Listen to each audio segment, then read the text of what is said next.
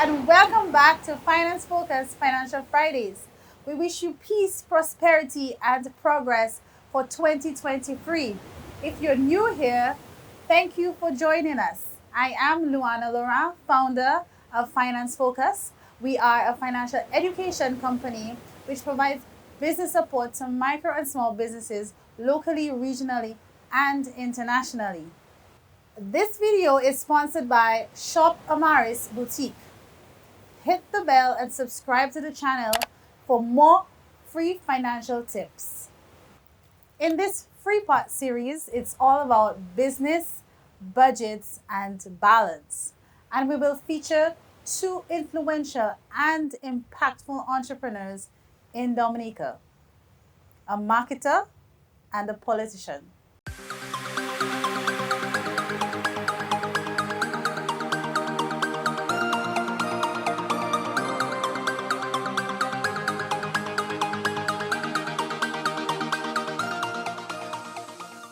Joining us on this episode, the newest youthful politician on the block and founder of Nature Blends, we have Miss Lakia Joseph. And popular in the Twitter space and the owner of Awesome Cocoa, Mr. Elias Dupuy. Welcome, guys, and Happy New Year. We wish you all the best for your business in 2023. Happy New Year to you too, Luana. Thank you. Happy New Year to you. It's a pleasure having you here. Thank you. Our listeners are excited to hear what you have to say today. Awesome. You both had an impactful year in 2022. Congratulations. How do you feel? Thank you. Accomplished for sure. That's for sure. I'm happy. You're happy. I'm happy. It's great to say that you're happy. Not many people say that they're happy. So Yeah. I love that for you. Yeah, thank you. In 2022, some can argue that it's been a recovery year from the pandemic. Lakia, you own Nature Blends. How did you navigate through this recovery year? And what are some tips that you can share with your fellow business owners on how to face or overcome the challenges of the uncertain times?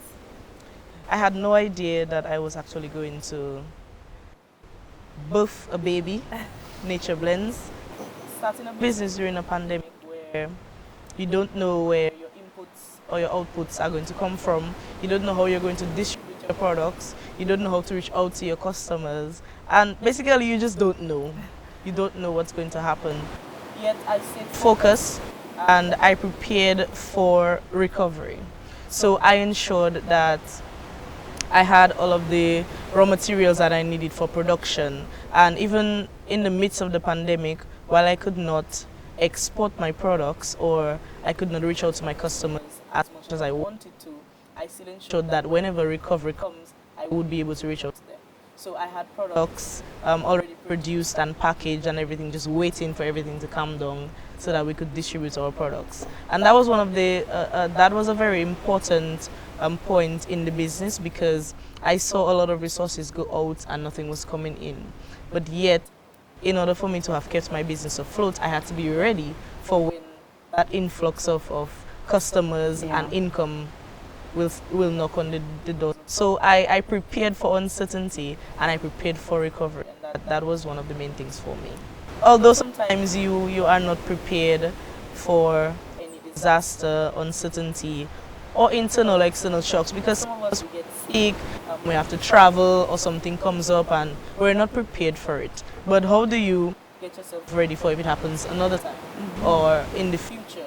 Or what do you do during the time that you are in distress or you are under some pressure? You prepare for recovery, and that's very important. That sounds like a business continuity plan. Very much so. And that is what we recommend and encourage micro small businesses to have. Compile a simple small document that outlines your plan of how you will navigate challenges and prepare for recovery.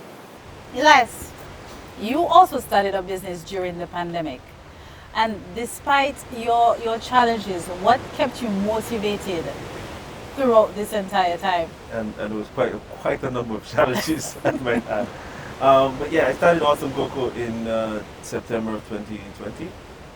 which is in the grips of the pandemic, where everything was sort of crazy. We were literally just coming off of a lockdown in August of 2020.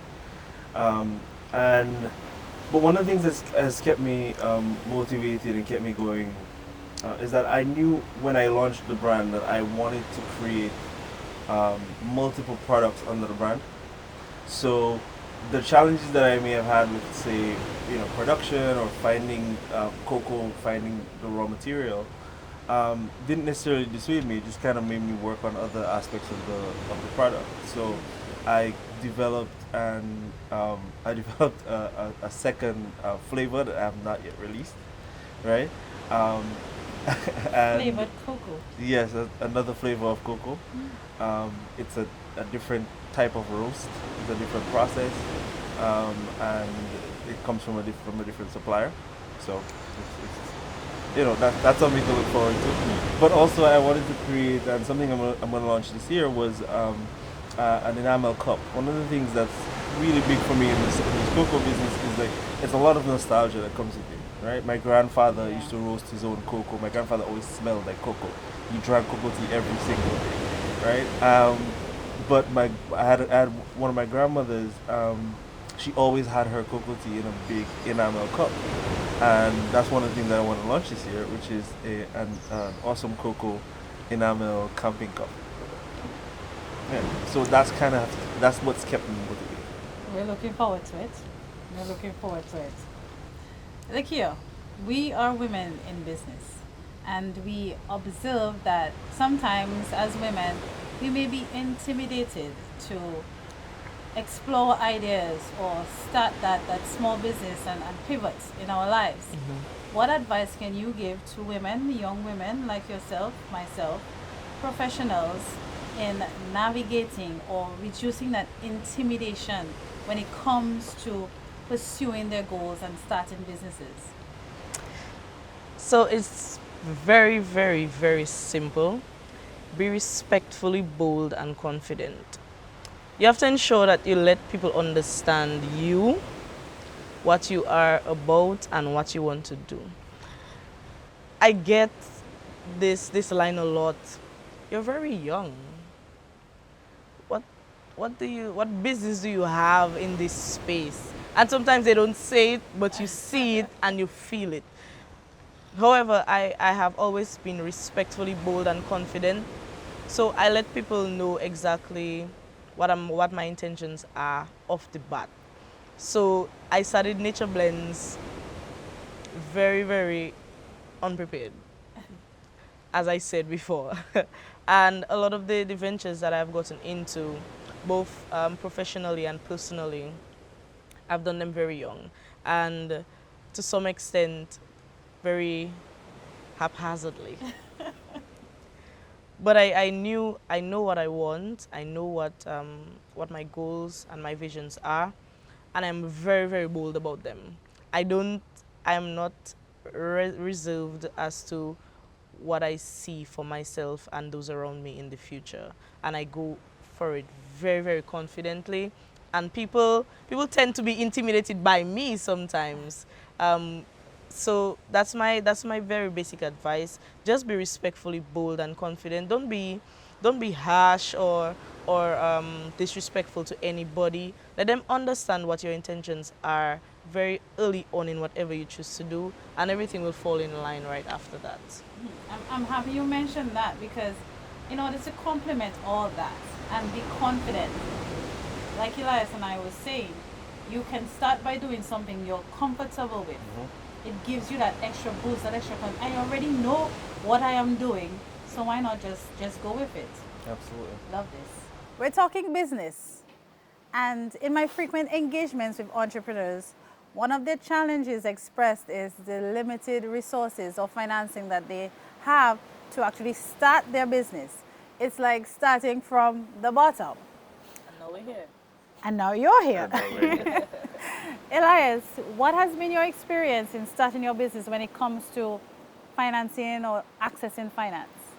So I think when I did the calculations for my business, it actually cost me about $134 to start. Right now, obviously I could do my own Photoshop, and so I created my label myself. Right. But it really only cost me the cost of the raw materials, the cost of some crepe papers, the boxes, the string and all of that. Cost me about $134 to start, and my first 10 boxes sold out within a day and a half. I had to call the supplier back and say, hey, I need more. How much more do you have? I'm coming to get it. So my suggestion is that mess with things until you kind of figure it out, right? What you have when you don't have money is time, because everybody has the same amount of time, no matter what, right?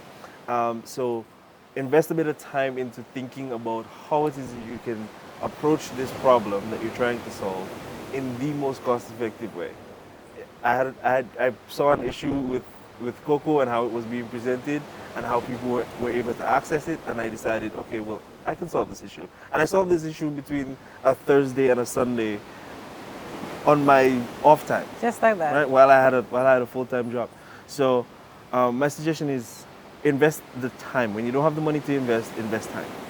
Thanks. Invest the time. What about you, Lakia? Take the risk. For some persons, risk is Bad word. a bad word. Risk is like saying the F word, So risk is the R word, And I took a risk to start my business in 2020 when I only had about 900 US on my bank account in Trinidad at UWI, pursuing my bachelor's degrees.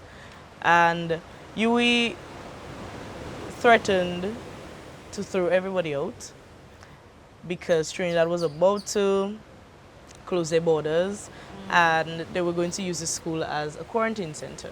So everybody had to leave campus.